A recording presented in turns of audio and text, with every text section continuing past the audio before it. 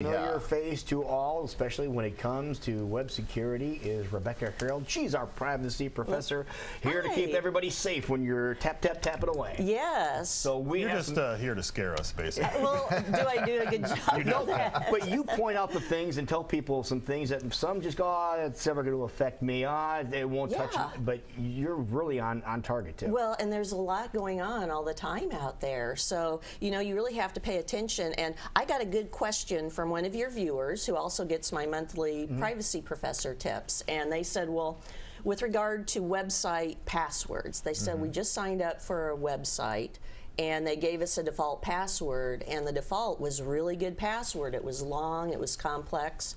Do I need to change that?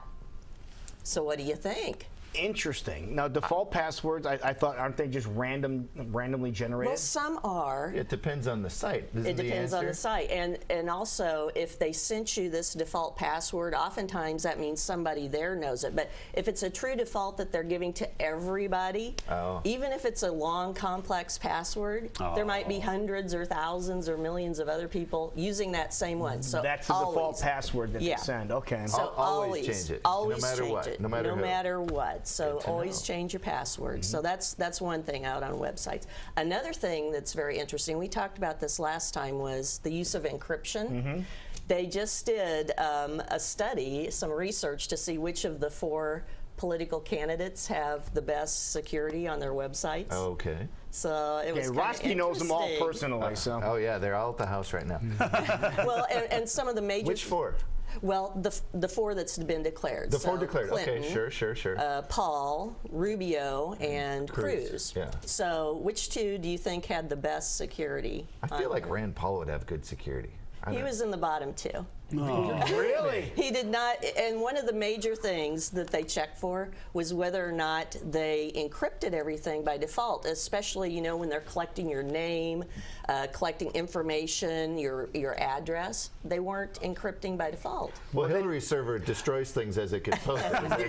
No, you think with all the problems she's had with digital information that she would be very cautious. Well, and also I think that's a good indicator too of someone who's thinking about what current issues we have, because in the world today you have to address cybersecurity. So whose was the best?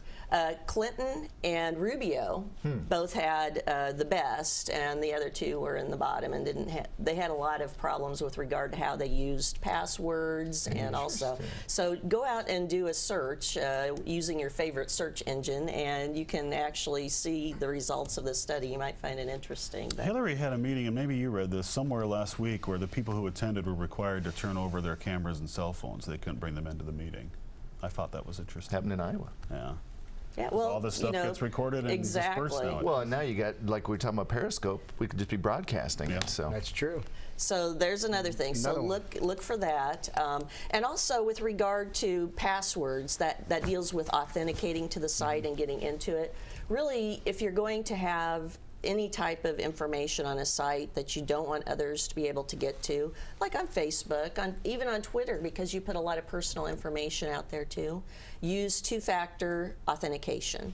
And 2-factor authentication means that you have to do 2 steps, not only a password, but you also have to do something else, like maybe the site will send you a PIN, and then you enter it. Yeah. Okay. Or if you have a bank, they might send you special code to put on your personal laptop, so it checks to see if you have that on your laptop. But definitely check to see if you have 2-factor authentication on any website with sensitive information. Now, some websites give you the option whether or not you want to utilize the 2-factor. Yes. Facebook gives you the option now, and Twitter and LinkedIn. Take it, do it, because, you know, a lot of times if you're on those sites, you'll know that sometimes you'll see weird stuff coming from your friends being posted, and then they'll come back and say, oh, sorry, somebody compromised my password. Well, this will help to prevent having a password compromise, because that 2-step means that you're going to have something that you actually do or that's loaded on your laptop in order to get into the account. So if they had 2-factor authentication, it would be much harder to compromise. All right, now since you're the privacy professor, this is a perfect question for you. Maybe some folks out there are watching thinking the same thing. Is there anything that can protect me from any of my friends on Facebook who ask me to play a game. Yeah. I don't want to play games. I feel bad. I just Yeah. unfriend, uncheck. Yeah, you know, there's really There's not a filter nothing, for that or anything? That would be a great app, though, wouldn't it? To Okay, there's block our $1 million app, Roski. That's it. Okay. But no, I get those all the time. Jason, too. work on a name. We'll start working All on right. an app. How to block people from asking you to play games. Yeah, Okay. exactly. So keep those in mind. And another thing, use different passwords for different sites. I mean, that's becoming so much Pain, more though. important. My Yeah. gosh, I know that's it's a pain. It's a pain. Well, you have password keepers that you could use. I personally don't like them. Because someone could hack into that and get the whole thing. Now, you do have password keepers that you can load on your local system. So that way Yeah. you don't have others managing it. So you have it there. I still use the old-fashioned. I do write them down, but I also have a safe in my house. I think we talked about Oh, this yeah. before, and I have a Keep 'em safe. Doberman at home, too. So, you know, nothing's I just write them right on the bottom Passwords of are here. I tattooed have them to the right door. here, so if I need them, they're right there. Yeah. So definitely do that. But back to this password issue, there was something else I saw recently, and you might really find this interesting. The voting systems now that you can do that are digital, electronic. Yeah. Well, there's a voting system, I think it was in Virginia, a small district in Virginia. They were either using the default or they just picked a really bad password. It was ABCDE. Sure. Nice. And not only that, but it wasn't keeping logs of the activity. So anybody could have, the researchers were able Wow. to remotely get access into it, and then they could change the votes. And so now they're saying, well, what should we do? Because it's going to cost like $150,000 for each voting system to change it. So now they're trying to figure out. God. It's like All right, Spaceballs when well, they said, you- what's the password? One. Yeah. All right, well, people have any other questions or want some more advice about how to stay secure, you have a couple of Yes. places they can go. Definitely.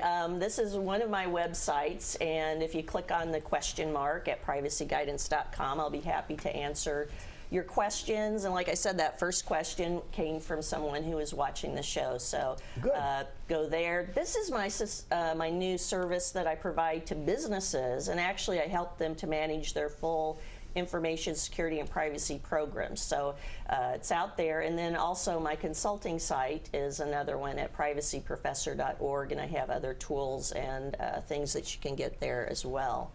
But there's a lot going on. There's something new every day, so it makes my job really interesting. Well, and you really do have to stay diligent. It's up to you. You know, Yes. it's up to you to stay. Sometimes I just want to pull the cord out and be like, okay, I'm safe now, but you're not connected. So it's up to you Yes. to be diligent. It is, and watch out for ransomware too, because when you said pull the plug out, ransomware, 2 people in the area got hit with ransomware. So, you know, you got to watch out for that, and we could talk about that more on another time. All right, But we'll put that down for the topic then. Yeah. Perfect.